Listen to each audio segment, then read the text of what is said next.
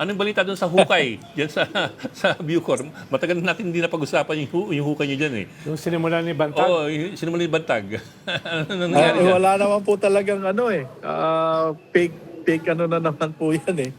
Wala na. Yung Yamashita Treasure, wala po.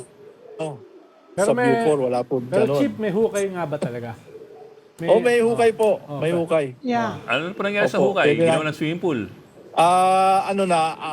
Aayusin na natin yan kasi we are leasing our property. Magtatayo pa tayo ng on-base housing and tatamaan po yung hukay. So hopefully matanggal na yung hukay, matabunan na and magamit na ng housing po ng ating mga Bucor personnel.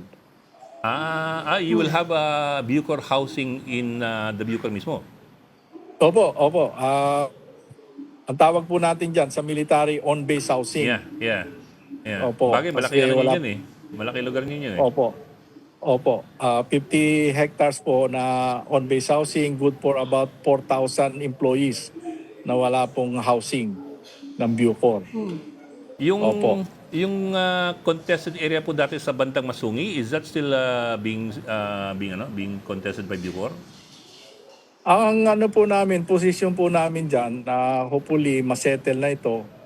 Ang position ko dyan is kung ano man yung ino-occupy ng Masungi as a tourist destination and it brings pride and honor to us. Willing naman ako ipapalis na nila.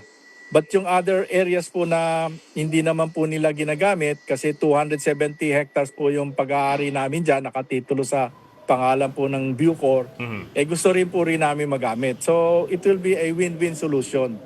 And hopefully we can settle it finally. Opo. Kayo ba'y nakakapag-usap? Ano na po yung final plan doon? Anong balak niyong itayo doon? Ang balak po namin doon parang Bucor Academy.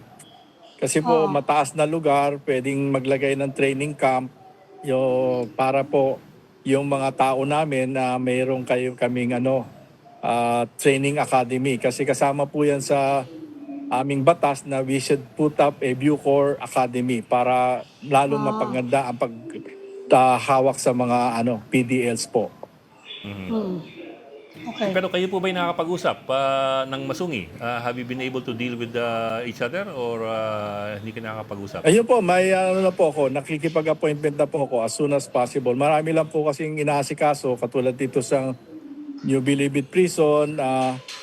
We will convert some portions of it to a more beneficial for the government. And then of course, yung Commercial yun, ano?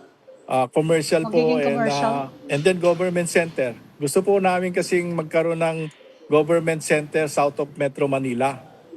So lahat po ng government agencies, we will accommodate them to put up their one-stop shop para sa ganun na kung may kailangan ka sa isang department, you don't need to go to their head office. You can just go to that one-stop shop and do your business with them.